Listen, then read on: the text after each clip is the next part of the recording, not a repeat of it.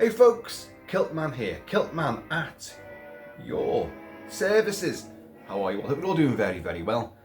Now, I've got something of a holy grail to show you, or rather an unholy grail, if you catch my drift. I'm a massive, massive fan of the film Night of the Demon. You guys know this. I've done numerous videos on it and I've discussed it in other videos. I've name dropped it, referenced it numerous times. And there's been one part of the saga of Night of the Demon which for many years eluded me. It became almost mythical, my search for it. And now I have it. But I didn't find it. No, someone else got it for me. And it was Astradyne. Yes, your friend and mine. Astradyne, a traveller in time. Sir Astra of the Dyne, if you will.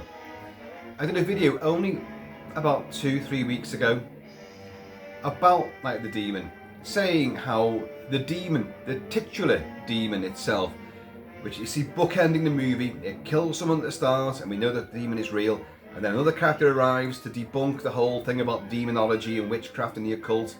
He arrives, gets cursed as well, and then the demon at the end will manifest itself again.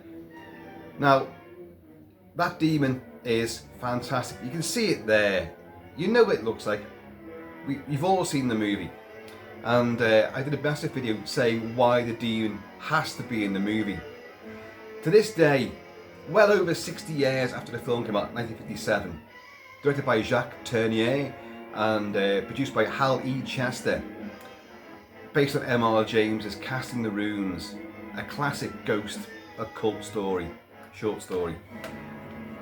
And we're led to believe that loggerheads between Hal E. Chester and Jacques Tourneur about the inclusion of the demon were constant, and critics and academia, movie historia, the scholars will argue from now until doomsday, or until the demon comes for them themselves, about whether it should be there or shouldn't be there.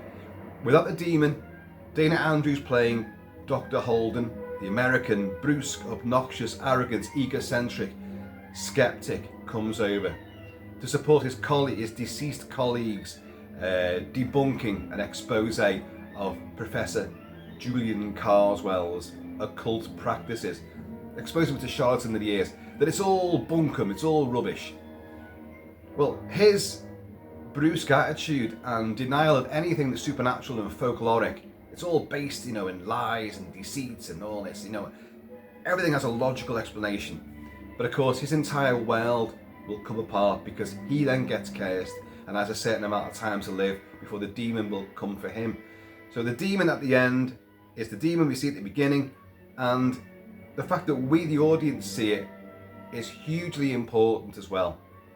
Because, and I did a whole video on this, so I'm gonna be very brief about this thing here.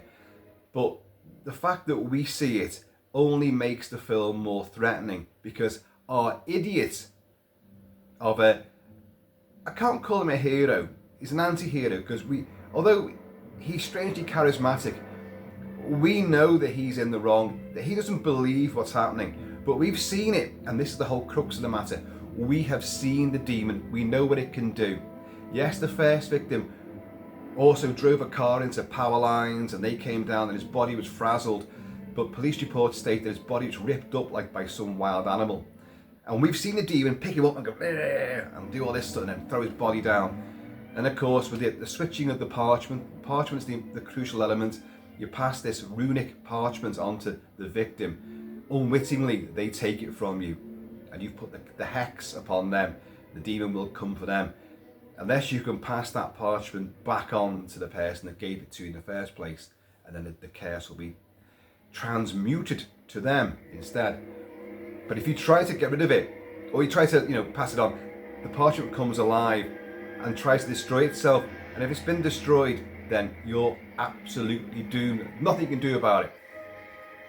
So Holden comes over and we see him completely brush aside all evidence, and it mounts up considerably over the course of the movie. Manifestations, distorted vision, a strange bit of devilish music playing in his ears and his mind all the time. and a house cat becomes a huge panther, you know, and well, it's a cuddly toy. In the one moment in the film which doesn't really work, visually doesn't work, because we can see it's a cuddly stuffed toy. But the whole point of it is that he is going to have to realise that all his values were wrong. Demonology, witchcraft, the occult is real, and he's in a world of shit. And it's going to come for him, and it's hot shit as well.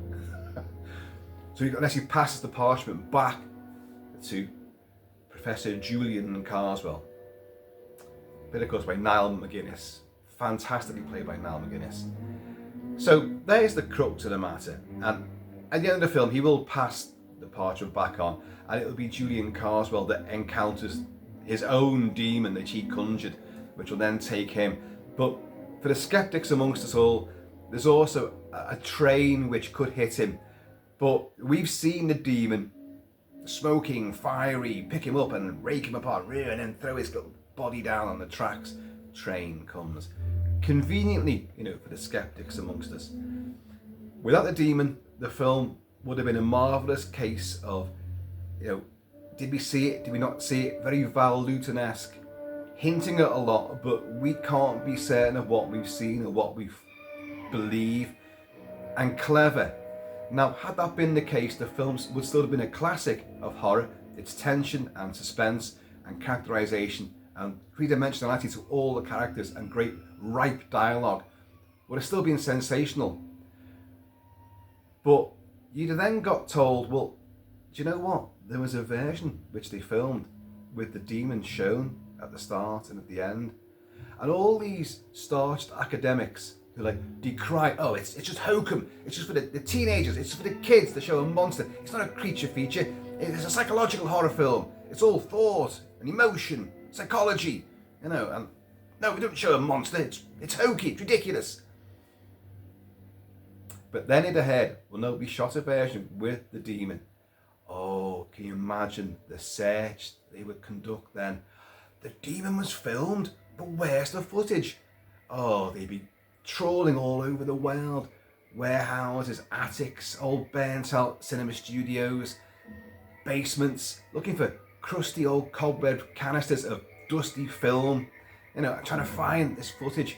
It would become legendary, like the Spider Pit sequence in King Kong, and of course the entirety of London After Midnight. It would become a quest for so many film scholars. But they haven't got to, because it's in the movie. And I love the fact it's there, because we then see Holden take risks which then make, we believe why he's doing them. He's not concerned. Look, when I was a kid, he says, like, you know, I'd be with the other kids walking down the street and we'd see a ladder and like all the other kids would walk around it. I wouldn't. I'd go under it just to see if anything would happen. Nothing ever did. You know, he doesn't believe in superstition or folklore and all this kind of stuff. And we see him take ridiculous risks, and this thing is out there, and to drive the victim mad, it will manifest itself certain times during their allotted period of life they've got left before it will finally come for them. It's all to drive the victim mad. Anyway, I discussed all that, and I mentioned the book, a certain book, and it's poetic, this, because there is a book very prevalent to this movie in the film. It's The True Discoveries of the Witches and Demons. It's over 400 years old, you know. And Holden goes to the Round Room Library, King's Library, at the British Museum. And he has all the research papers that his friend, his colleague, Dr. Henry Harrington, who was slain at the start, that's me doing and throwing the ripped up body to the floor. And he goes there and he gets all these other books, but the librarian says to him, I'm sorry sir, the True Discoveries of Witches and Demons cannot be found, you know. It's not available. And Holden goes, what does not available mean? It should be in our restricted section, sir. But it's not. I'm having it checked. It's over 400 years old, you know. The only copy in existence we have here. And, you know, he said, well, never mind. he's got his other books there. Well, I'll probably find what I'm looking for in these, so don't worry about it. You know, I'm sorry, sir. I'll do my best to trace it. And as he walks off and Holden begins to start making his little discoveries in this library, a strange little diminutive yet slightly charming yet macabre figure arrives. "Excuse me, sir," he says. "I couldn't help hearing your conversation with the librarian there. You were interested in a copy of The True Discoveries of the Witches and Demons. Is that right?" He says, "Yes, they don't appear to have it. Well, I've got a copy, which I gladly put at your disposal." But then the British Museum doesn't have the only copy. "Apparently not, Dr. Holden. I have what is possibly the finest library on witches and the black arts in the world." "You know my name." "Yes, and you know mine. I'm Julian Carswell." And that's our introduction. We've met him before at the start of the film, but when he can't quite call off the demon for the other guy, who's now realised the demon is real. "Oh God, please, Carswell, call it off. I believe you now, and I'll tell Holden. It's, don't worry. There's no expose. We'll call the whole thing off. You've got the parchment." "I haven't. It burned." Well, in that case, you best leave now. I'll do what I can to call this off. Thank you, Dr. Carswell. If you knew how much it meant to me." "Oh, I do." But because he hasn't got the parchment, the spell can't be broken and the demon will manifest. So, of course, in this sequence, he will pass the parchment on to Holden. "My investigation into your practices will not be stopped. I'll not be threatened and all blah, blah, blah." And but Carswell knocks the books off, the other research books that he's got, on the floor, and clearly puts the parchment in, passing them back. Oh, I'm terribly sorry. How clumsy of me. There you go. But come out to my place in the country, Lufford Hall, and it gives him a calling card. Look, you know all this stuff. That library sequence is very special. I believe that library has now moved to St. Pancras. It's in a different location now, but it's a very, very classic scene. As Carswell walks away and Holden looks after him, he gets a bit woozy, and the whole corridor that Carswell walks down gets distorted. And he passes the card, because it says there's a magical message on there as well, saying about Henry Harrington only had 2 weeks allowed, and he was killed within 2 weeks, by the demon. And he's like, says to the librarian who's come back again, we still can't find the book, obviously, because we know where the book is. It's in Lufford Hall. Carswell's got it. He says, "What do you make of this?" It's a calling card, sir. "No, the writing on it." "No writing, sir." "Well, the writing has disappeared." It's genius. Anyway, in that video, I made reference to a certain book which came out in 2005. I didn't know about that book until about 3 or 4 years afterwards, whilst reviewing Night of the Demon for another platform. And I discovered that this book existed. So, I'll get that book. You couldn't, because it sold out. It wasn't massively produced, all over the world in millions and millions of copies. It had a run and it sold out. And it then was beginning to exchange hands for rather ridiculous sums of money. And I mentioned this in that video. It's a book called Beating the Devil, The Making of Night of the Demon by Tony Earnshaw. And I mentioned this, and next thing you know, Astradyne, obviously with some pact with the devil or some very elite warlock, managed to find a copy for me and get it sent to me. And it's here now. I'm going to show you it now. Yeah, and the British Museum didn't have the only copy. But the thing is, this came from a library across the world. Kid you not. There it is, look. Beating the Devil, The Making of Night of the Demon, Tony Earnshaw. And Tony Earnshaw works for the National Museum of Photography, Film and Television. He's written all the books, he has done commentary, he's done a fantastic commentary for Night of the Demon on the Powerhouse Indicator, fabulous box set release of the movie from several years ago. And he's introduced film festivals and celebrations many times over. And Tomahawk Press, he's a Yorkshireman, and Tomahawk Press are based in Yorkshire. The National Museum of Photography and Film and Television, I believe, are actually based in Yorkshire as well, because they published this as well with Tomahawk Press. And it's sold out, as I say. But Astradyne found a copy. Someone had a copy of this book, this old, remarkable tome, in Virginia. Virginia as in the Blue Ridge Mountains of, and bought it and got it sent straight to me, and it arrived not so long ago.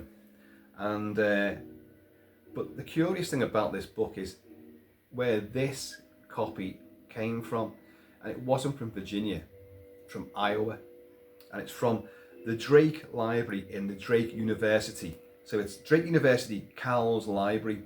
So it's a library book, and you can see it has all the library stickerage and labelling, a barcode, its unique library number, and again there, and of course the sellotape, around the binding to secure it from clumsy hands. Don't know if you can see that there. It in pencil is written, not invisible ink or magical ink like Carswell uses, but it's got the number written there again. Now, it doesn't have any markings as to who took the book out, how many people read the book.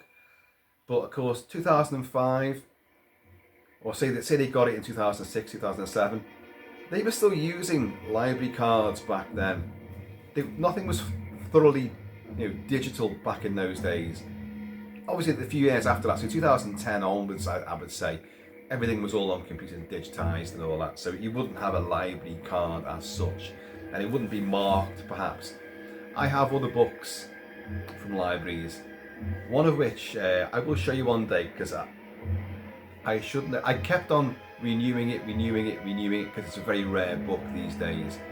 Very expensive to buy if you can. Like second, third, fourth, fifth, 10-hand exchanges, and it's called Son of the Morning Star, about Custer and the Battle of Little Bighorn, a subject I am massively interested in, and have tons and tons of books upon it and research material, and also artifacts from as well.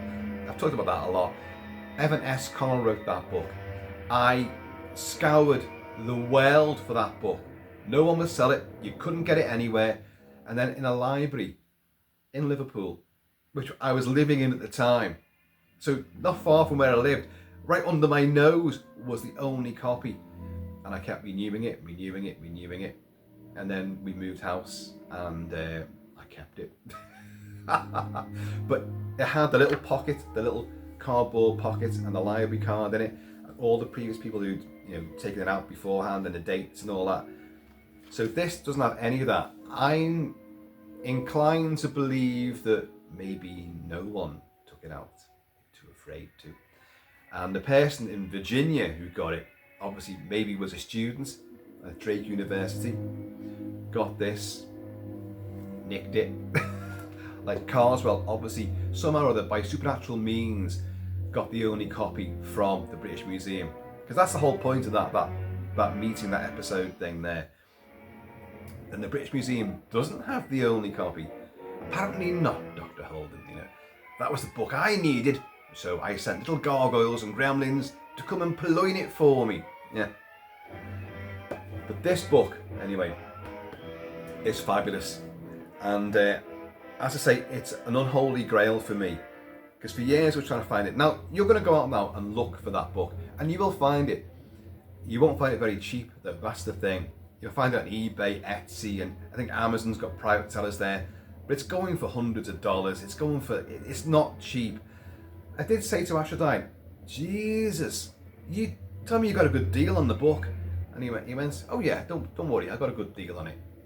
So I don't want to ask any further, because I shudder to believe how much he spent. But anyway, I'm humbled. And so this book, I'm playing the fabulous score, of course, you knew that, it's Night of the Demon. This book is about the making of the movie.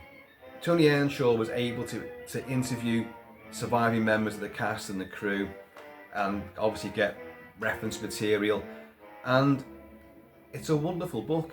We have, and this is how much esteem this is held in. At the time of this publication, the same author had written An Actor and a Rare One, Peter Cushing as Sherlock Holmes, Painted with Light, a tribute to Jack Cardiff, Soul of India, a tribute to Om Puri, and Bard Shah, a tribute to Shah Rukh Khan. I don't know anything about that one at all. But this book also has, well, God, let's go through it. A foreword by Alex Cox. Yes, punky Alex Cox, movie drome and all that. So that's a bit of kudos there as well. And a lengthy introduction by Sir Christopher Frayling. Yeah, love this guy. His name is Christopher. I was christened a Christopher, but I'm known as Chris, or obviously more commonly Kilt-Man, or various other versions. Not quite so flattering. Well, this guy, Sergio Leone, Dollars Trilogy, so many movies, expert critique and analysis, and great commentary tracks as well, great documentaries, that's the word, and books. I've got plenty of them. So wonderful that he took an interest in this as well and endorsed it and gave his insight and his opinions. A preface by Tony Earnshaw. And then we go into the making. There's a huge cast list and all the technicians involved. I know it's warped off because of the ring light. This is Cartel trying to get the parchment before the demon gets to him. Bum bum, bum bum, bum bum, and the parchment's dancing down the train tracks. And then when he finally gets to it, it burns to ashes. And then the demon. You're going to hear it now.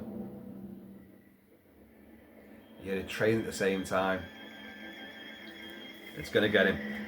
So it gives the basis on M.R. James's Casting the Runes and how that's influenced other movies and other stories. And then we get into a very interesting section here. It's basically, the quote is, "It seems to me that this is an X story, as in X certificate." And this details the battle the film had with the British censors, the BBFC. Now back in this day, and throughout Hammer's sojourn, a very troubled relationship they had with the censor, the BBFC stood for British Board of Film Censors, not as it is now, British Board of Film Classification. So what would happen routinely, happened with this, the filmmakers would send one of the many reworked scripts to the BBFC, who would then send it back or have a phone conversation and say, look, you need to trim this down. We can't have any mention of debauchery and blasphemy. You can't mention that. This painting of a witch's Sabbath and a satanic occult orgy, you can't show that. Reduce, and here's the important thing, folks, the Peter Cushing waggling finger comes into play. Can you diminish depictions of the demon itself and what it does to its victims? And there's quotes of all this. And what does that tell you? I said this primarily in the previous video. The demon was always in the script. It was always going to be depicted somehow or other. And of course, Ken Adam, who did a lot of set design for James Bond movies, designed the creature itself, the demon, the fire demon itself. And he said right from the word go, I was involved in having to create this, do some sketches, some pesky little sketches about this demon, and then we fabricate it. We'd have a maquette, some puppets, and then we'd have an animatronic head, the big head that you see coming, the big horns and the fantastic looking thing. That demon was always there.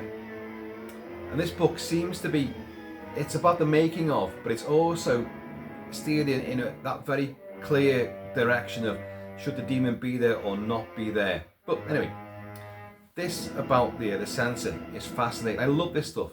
I've got a lot of research material on Hammer's relationship with the censor and their arguments back and forth and how, well, there's a script, there's a screenplay, this is what we're going to do. You must remove this, no blood on breast, don't do this, and trim this down by 5 seconds or whatever.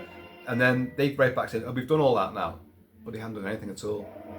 So they'd say, oh, that's fine then, and then they release the film as they wanted it to be, and the censors were none the wiser.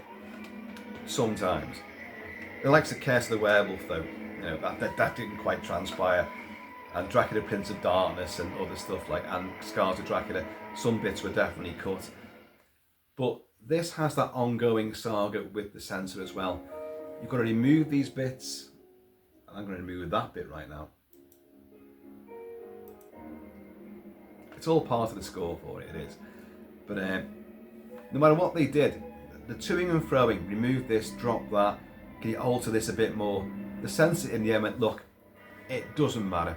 Whatever you can do all the things we've suggested, but to us, it's still an X-rated movie because you're dealing with the occult. There's no way on earth you can have kids exposed to this. The occult, diabolical, Satanism. You can't have it. Witches, warlocks, you know, you can't have it. Simple as that. You're talking about a demon and the black arts. So it's going to be an X. Whatever you do, you can adhere to all our rules and instructions and advisory notes, but it's still going to be an X regardless. And it was. The original poster's behind me, and I don't know if you can see. No, probably not. But there is an X certificate down there. It's behind the chair here. Big X certificate. And the film is dark, and it is dealing with taboo subject matter. Of course, you know, devil worship and sacrifice and curses, victims and people being driven mad. And the actual depiction of the demon itself is genuinely terrifying. It's not hokey at all. I saw the film as a kid on British terrestrial TV, and oh God, it blew me away. That sound effect, very similar to the chirruping, I forget the word for it, susurration, no, not susurration, of the giant ants in the film I've covered that a lot. But that sound effect, you're hearing it right now. Timing is everything. There you go. And it's very similar sort of sound. So orally and also visually, the demon's manifestations are stuff of pure nightmare, pure terror. So it blew me away. To imagine a film without that demon, oh my God, you know, it is unthinkable to me. But anyway, we've covered all that. But yeah, the film is scary. Even without that sort of stuff, the whole depiction of people in jeopardy by a curse and this outwardly friendly, sort of, you know, little diminutive, almost comical figure, a clown. You see before you, Bobo the Magnificent. He puts his top hat on, he's got his clown makeup on, and he entertains kids, the local kids at Lufford Hall, you know, for the annual Halloween party. And he's pulling rabbits out of hats, and he's doing all white magic. But you know, you're nothing but a harmless magician. You know, that's all you are. It's parlour room stuff. Well, obviously, you know, I'm not going to conjure a demon in front of all these kids. It wouldn't be very nice for them or for you or me, as we're not inside the magic circle to protect us. You know, you really believe all this, don't you? Yeah. So an X certificate was guaranteed, and Tony Earnshaw confirms it all with all the scenes they wanted dropped. It lists them all and shortened, change this, change that, and then basically at the very end, this is to Marcel Hellman from the production studio itself. This is 11th of March 1955. The film came out in 1957. Dear Marcel, I am writing to confirm what I told you on the telephone this morning about the script entitled The Bewitched. It was called The Bewitched, then it was called The Haunting, then it was called Night of the Demon. We have reread this script very carefully in the light of the representations you have made to me, and of your letter of the 4th of March. But I'm afraid this only served to confirm the opinion which we expressed in our letter of 14th January, namely that a film based on this script could not be certificated in any other than an X category. The story is essentially a powerful study in the uncanny and the macabre, the terror that walks by night. It's quite poetic for a censor. The supernatural element, with its steady building up of fear, and particularly the fear of darkness, could not, in our view, fail to be terrifying to children and adults. And such scenes of light relief as the script affords, which there are several, are purely incidental to the main horrific theme. It is not therefore possible for us to suggest cuts which have the effect of bringing the completed film within the A category. I return the script herewith With kind regards, yours sincerely, A.T.L. Watkins, Secretary for the Censors. So, and then there's some handwritten stuff which has been copied. But it's a nice little, you know, collector piece. And it goes on about the whole the censorship element. And then we get what the filmmakers thought. So you get to meet Hallie Chester, you get to meet Charles Bennett, you get to meet Cy Enfield, who also wrote or rewrote much of the script. And then we meet, of course, Dana Andrews, the alcoholic Dana Andrews, who plays, you know, Dr. Holden. I think he's outstanding. When I first reviewed this movie, I knew of him by reputation. I hadn't really seen many of his films before, and if I had, I didn't remember them. But I knew him from this movie, and I knew all the bad stuff he said about him. He was a terrible actor in this film, which I don't believe at all. He's a great actor. He acts brilliantly in this. But he was a profound alcoholic. He was struggling with alcoholism very badly during this particular period. You could say his career was actually in the doldrums, and he was lucky to get this sort of part. He then, afterwards, he'd go off the wagon again, but he'd also fight and campaign against alcohol for the last few years of his life, and he was a valiant campaigner for that. But it's wonderful in this. But Jack Turner didn't like him. Other cast members had bad words to say about him. But Peggy Cummins, who's delightful, she's the granddaughter of the guy who gets killed at the start, Joanna Harrington, and she is she's gorgeous. And again, what I found afterwards is that she did a lot of glamorous shots as well for other movies and stuff, and she is a really, really super sexy woman. But Dana Andrews, I've watched many of his films in the last few years, westerns, thrillers, war movies, and I think he's a fabulous actor. I really do rate him a lot. Yes, he may have gone through a bit of a bad phase here. The alcohol was just, people saying he was going to bed, pissed as a fart, but waking up pissed as a fart. So was someone giving him shots throughout the night. Well, that's in here.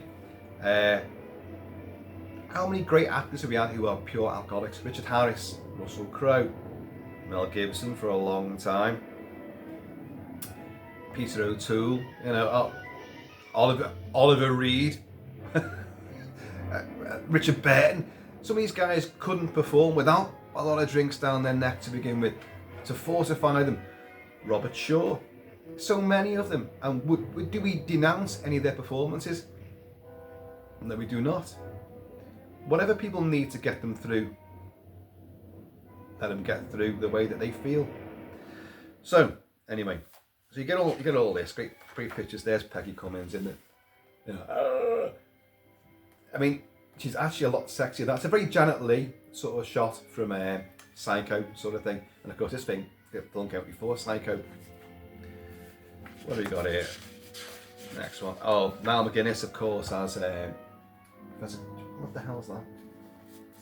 Oh, must be an old bookmark. Huh. It's got all weird gibberish on it. Oh, I'll throw that away later. I'll not need it, will I? There he is, Bobo the Magnificent. Niall McGuinness is outstanding in the film, of course. Now this section here, it tells the story of the film's narrative. So you get a fair bit of not this section. This is all about the actors themselves. And there's supposedly the oldest living witch in Britain at the time. She wasn't. She just knew a lot about witchcraft and folklore, and she was brought on as an advisor for the film, and they all loved her. There's Dana Andrews meeting the Queen then at the time. What are you doing in our country at the moment then? What are you doing? What film are you making? Oh, I'm making a film about witchcraft and demons. Oh, don't be bringing all that stuff up again, please. Oh, I'll try not to, Mom. And this is where they go through the film and give lots of lovely bits of dialogue. And the dialogue is so good. Where do we go now?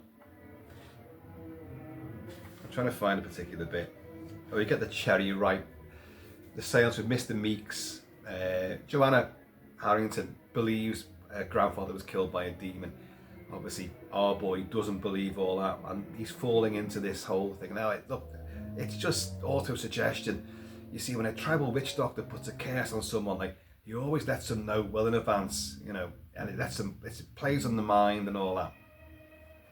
Other doctors for this convention he's going to expose Carswell's occult practices and his cult. Other doctors there, Mark O'Brien and all the doctors, are all like, no, they all believe in these things, and they think he's, you need to have an open mind, you know, the whole thing. I'm a psychologist, you know, I don't believe in all this stuff. I'm surprised you guys do. But anyway, it goes on. He begins to realise that stuff's happening, and he's found the parchment that he was passed. So he goes to Stonehenge, and it's really Stonehenge as well. Make actually film in there, and he's got the parchment there. He compares it to runic symbols on the stones, the monoliths themselves. There are no runic symbols on the monoliths at Stonehenge. There aren't any, unless, you know, some enterprising Wiccans have gone in there and done it now, like obviously Vandals. But they're not there. But it works for the film's purposes.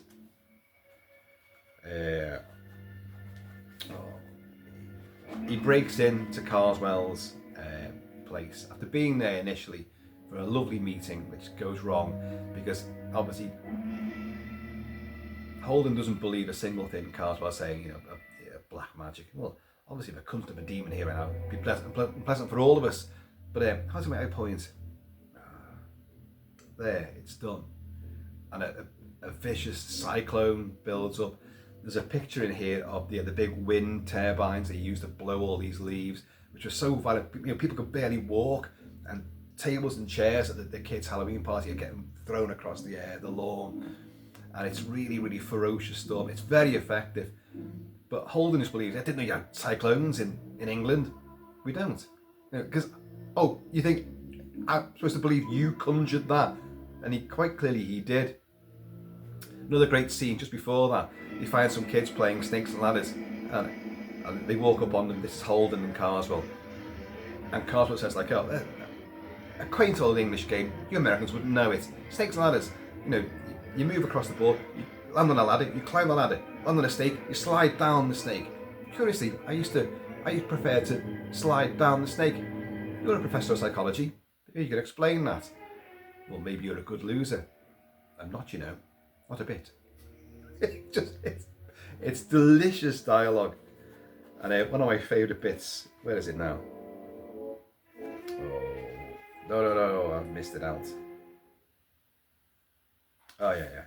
Because Holden breaks into the house, because that book, you know, the true discoveries of the witches and demons, it's all written in cipher. You know, it's useless, you know, about that weird key. I've got the only one, because all the secrets will be unleashed, you know, and made clear. And so he breaks in to try and read that, and the house cat attacks him. The house cat transforms into a panther, but it's a stuffed cuddly toy. The only sort of misstep in the film visually, I would say. But Holden picks up a fire poker. He's about to bash this panther's brains in. The light goes on and Carswell's there. What do you think? And he drops the fire poker. What do you want to poker? It's red hot. Picks up. It isn't, you know. Oh my boy, you're pale as death. And what are you doing here? Trying to read the book. I left it open for you. You know, there's something in here. You know, a minor demon to guard the room. And he says well, a minor demon here. Teeth and claws. Ooh, teeth and claws. And there's a little puddy tap there. He goes, oh, did you bite the man? I don't have you as a guard cat, you know. You should. Well, the line is here somewhere. It may be in a minor demon, but it had teeth and claws. Ooh, teeth and claws. Did you bite the man? Shame. I don't keep you as a watch cat. I left the book in full sight for him. His name's Grimalkin, a very fashionable name for English cats in the Middle Ages. They were used in witchcraft, you know. It was not that cat. Oh yes, it was. You must have awakened him. You shouldn't have. At the time of the moon when cats wander and witches dance. Oh yes, they do dance. I've seen them. You really are crazy, aren't you? And the next bit, they talk about Harrington, who's outside in the car waiting for Holden. On the contrary, it is you who seem mildly unhinged. I mean, is breaking into my house at night to read a few of my scribbles an indication of sanity? I was talked into that. Ah, Miss Harrington, no doubt. That quite horribly bright young woman. I don't think she'd be flattered. At least her head isn't in the sand. She believes she can see. She can. She believes she's alive. She is. She believes that you'll die tomorrow night. You will. I could quote that better if I looked straight at the camera without reading it. That's the weird thing about making notes and having bits of quotations you're gonna spout out in a video. If you know what they are, have the courage to just say them, because invariably you'll get them right first time round. If you were a bit nervy and you wrote them down to, I'll read it out, that's when you screw things up by reading it out. And I've done that so many times now. Just trust in yourself, Kilt-Man. Trust in yourself. So that section goes through the movie with great bits of dialogue, and Earnshaw, writes sort of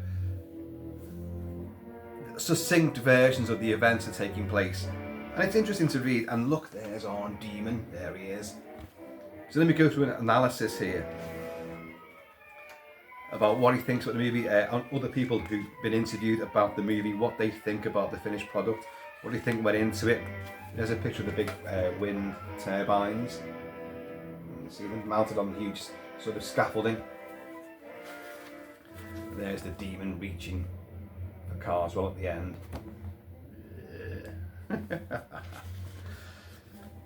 Ken Adams' sketches, which you see in the movie, is sketches for a fire demon.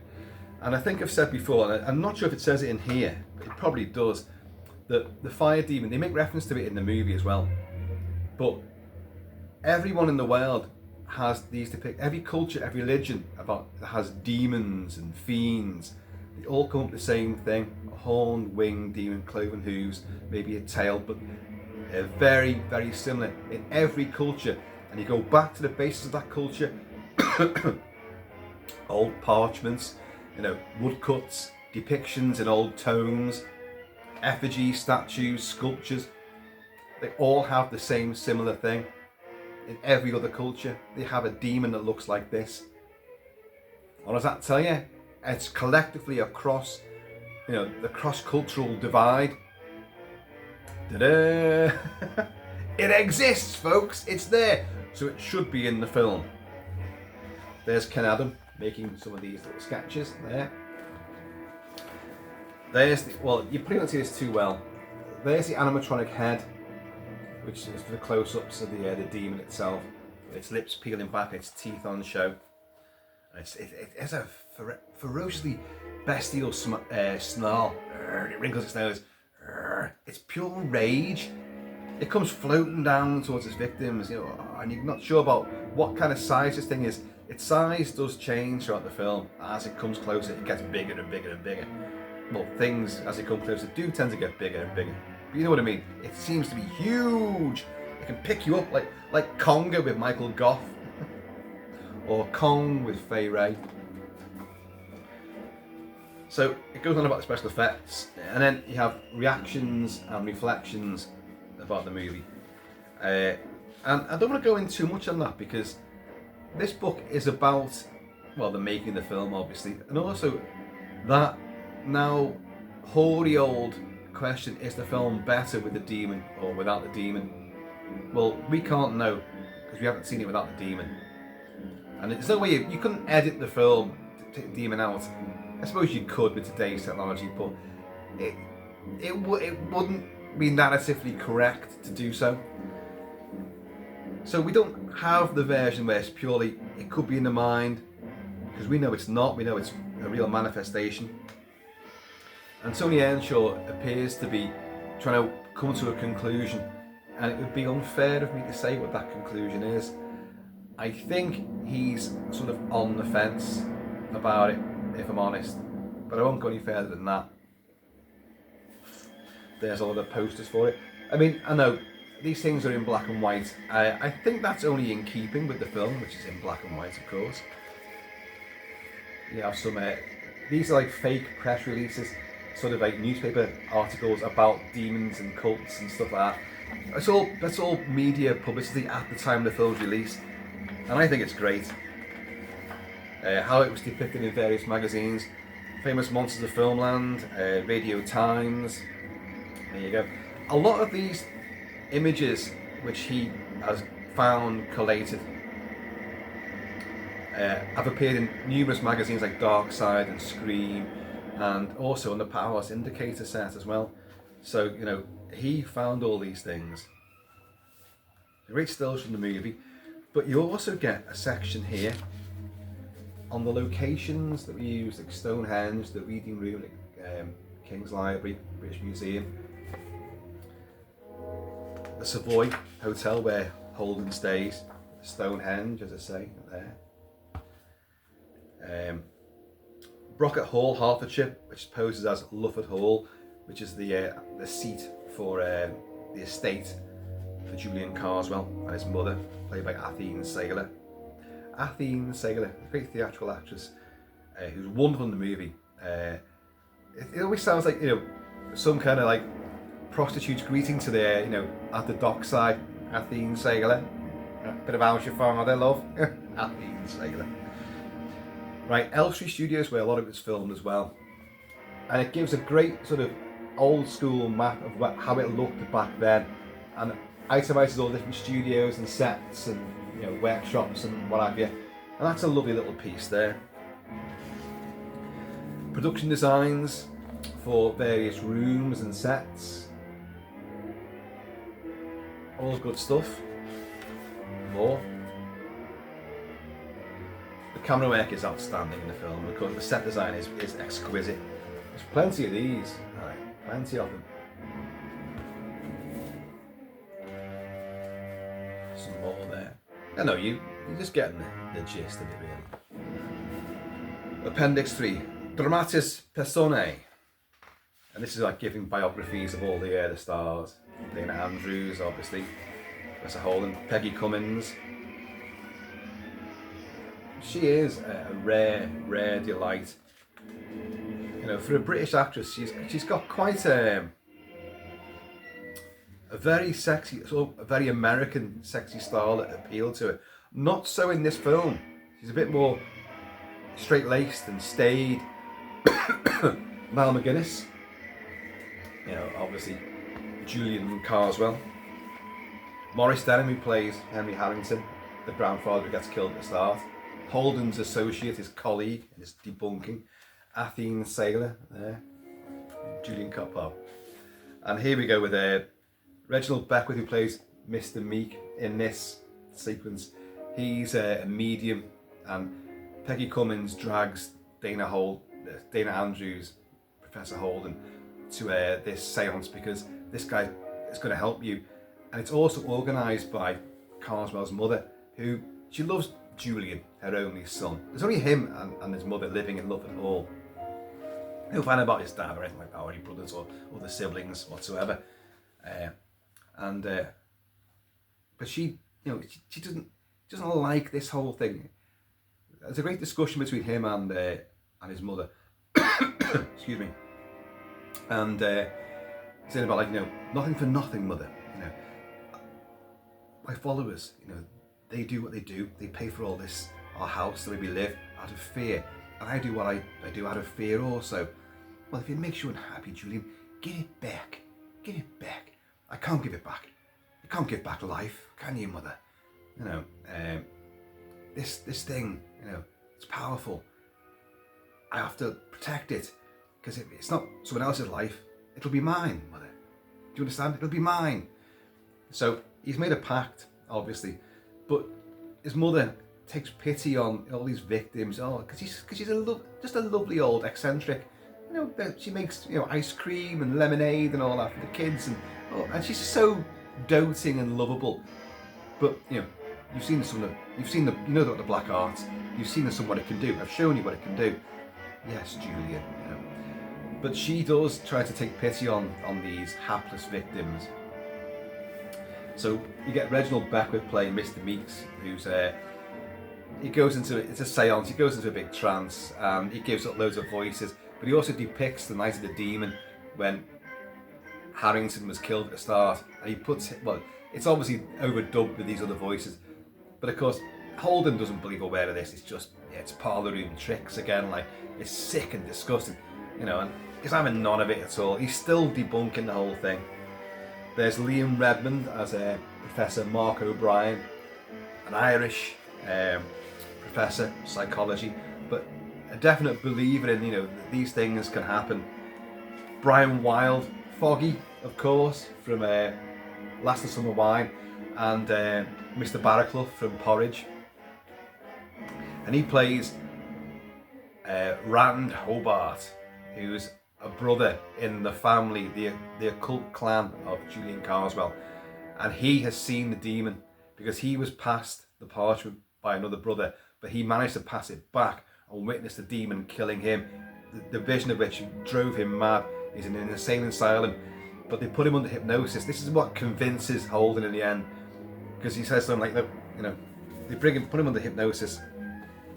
We're taking you back, Hobart, back to the night of the demon. And he said, you know, he passed it to me. He passed the parchment to me, but you know, I didn't want to die. I didn't want the demon to take me, so I broke the rules. I passed it back to him, to another brother, and the demon took him. What parchment was that, Hobart? It's something like this. It says Holden, like that. And Brian Wilde just goes wild, basically. He's like, you're trying to pass it back to me. I won't take it. I won't. And he breaks free, clubbing, you know, security guards left, right, and centre, and leaps through a high-rise window to his death. You know, and Holden realizes, if that's what he had, and he saw a demon, and that's what the effect it had on him, he won't be past it again. This is real. It's real. So he has to like go and track down Carswell and give it back to him. The great finale of the movie. Set on a train, and but the police have been involved in it. Anyway, look, you know the story. Brian Wilde, Richard Leach. Who does he play? Oh, Inspector Mottram. There's the guy who plays the cop. The cops get involved in it, of course. And they're watching Holden, and they're watching Carswell, because they know Holden's got a thing about him, like, so they witness the ending, but they think the train's got him anyway. You know, there's Jacques Turner, the director, or Jacques Tournier, how you pronounce it. Charles Bennett, who did several passes on the script. Cy Anfield, of course, who directed Zulu. Hallie Chester, who was actually a child actor, you know, on the east side of New York, a child actor who then became a great exploitation film producer. But he knew what the kids wanted. It's his insistence on putting the demon in. If you believe a lot of the toings and froings in the arguments, Turner didn't want it at all. Some of the cast members and crew didn't want it at all, but several of them did. And obviously, Hallie Chester won the day. But Ken Adam was brought on board to design it right from the word go. And we've seen from the censor, we knew from all the scripts being submitted, the demon was in it right from the word go. So the demon was always there, which is exactly what I said all along. And this confirms it. Of course, when Peggy Cummins and Dana Andrews went to see the movie, they didn't know. They claim not to have known about the demon being in it. I'm horrified and appalled, and just thought it cheapened the movie. So they say. And you got other members of the cast and crew are given. Clifton Parker, who of course did the score you're hearing right now. Clifton Parker is there. And yep, Wally Vivas doing the special effects as well. Ted Scaife, cinematographer. Everyone is there. M.R. James gets a bit of a write-up as well. There he is, M.R. James. Without him casting his runes, we wouldn't have had this marvellous, majestic masterpiece of a movie. Various film posters there. Like I say, in America it's known as Curse of the Demon. There is a DVD version of it somewhere around here. There it is. Curse of the Demon from America, that's that version. Although that version has both versions, because the Curse of the Demon was actually cut down. It loses about 10 minutes, I can't remember now, about 10 minutes of footage, and rearranges certain scenes it just truncates things, it just speeds things along. You still get the demon at the beginning and the end, but it just loses all the little bits. But anyway,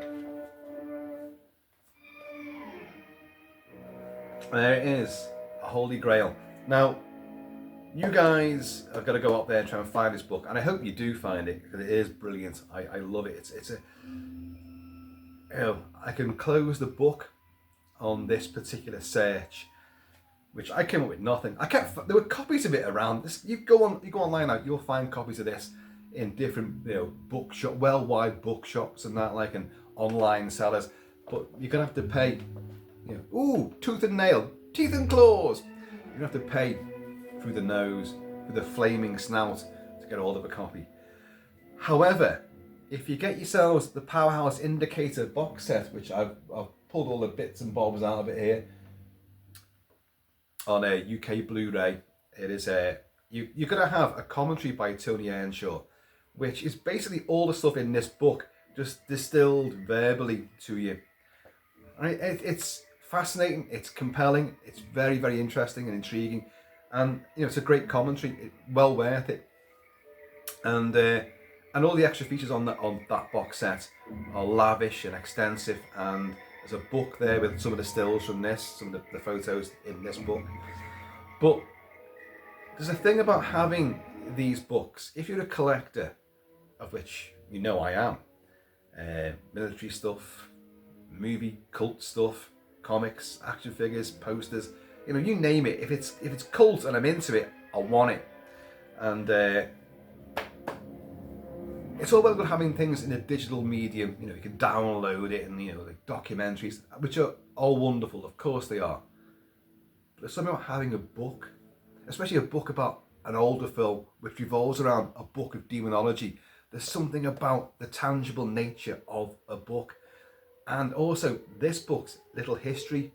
It's come from the UK, published in the UK, gone out to America, gone out to Drake University, Cowles Library, Drake University, and then somehow or other ended up in Virginia, and then ended up in the Kilt Mansion.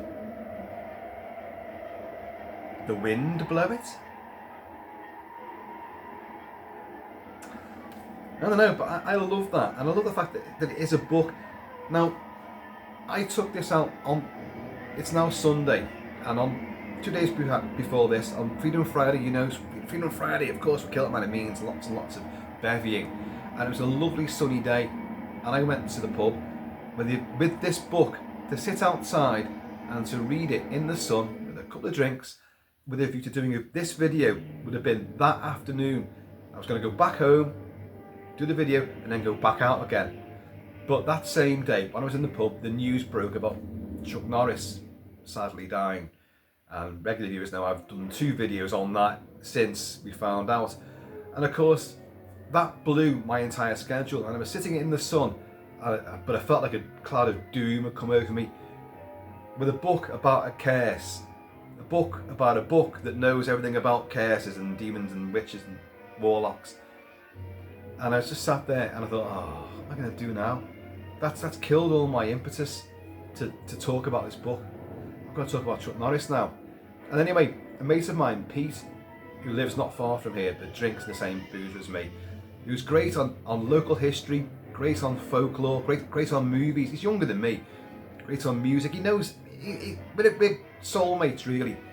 He saw me outside and he went, oh, what's the book you got there? I don't normally go to a pub with a book in my hand, but I did this time. What's the book? And I went, Beating the Devil. And he suddenly recognised that. He went, oh, that's Night of the Demon. Then he read, oh, The Making of Night of the Demon, one of my favourite movies.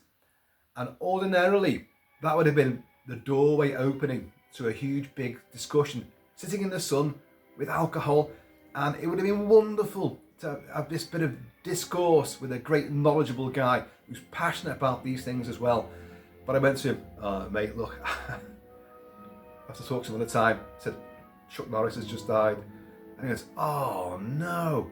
And it's great to have that contact with people that feel these things at least partially as much as I do. And so we haven't yet resumed that discussion. So I talked about Chuck Norris, obviously, and now I've done this. I love these little library little bits, you know. There'd be people who go, oh, we should move them. I don't want a book from a library. Well, yeah, I don't mind that. It's part of this book's history. This book has been around the world, you know, and now it's with me. And of course, it's in a haunted house.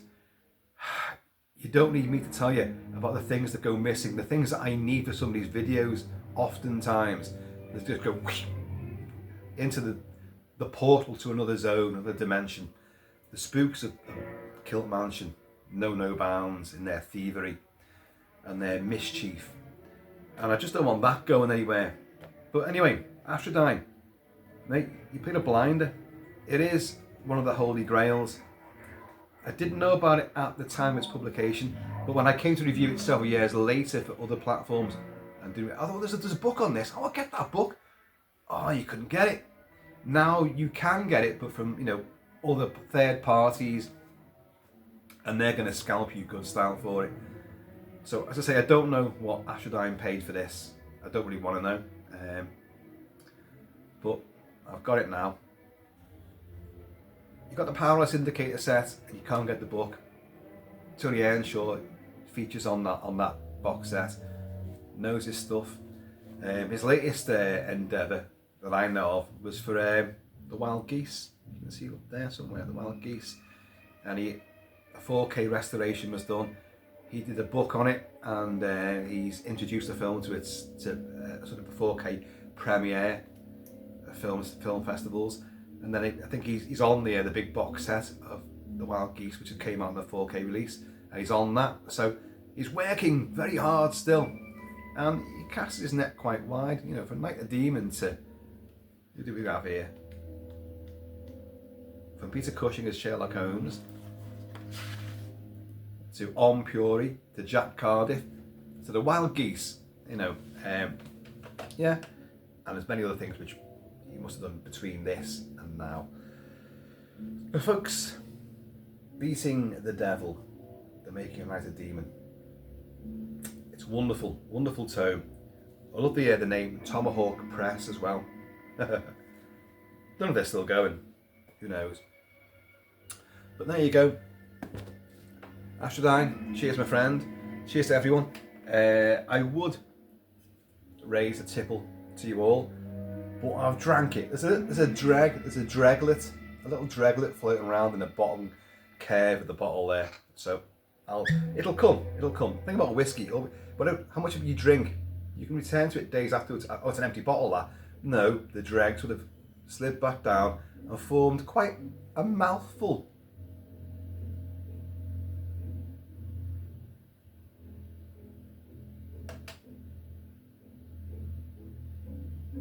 That took its time there, didn't it? A little bit. Not quite a mouthful. It was just about enough to fill the gap where a tooth has been removed. Anyway, folks, I have been over Shabba Kilt-Man, so please, in the meantime, as ever, watch out for people passing you hidden parchments in between time. Please keep it Kilty, keep it Celtic. I'm going to see you all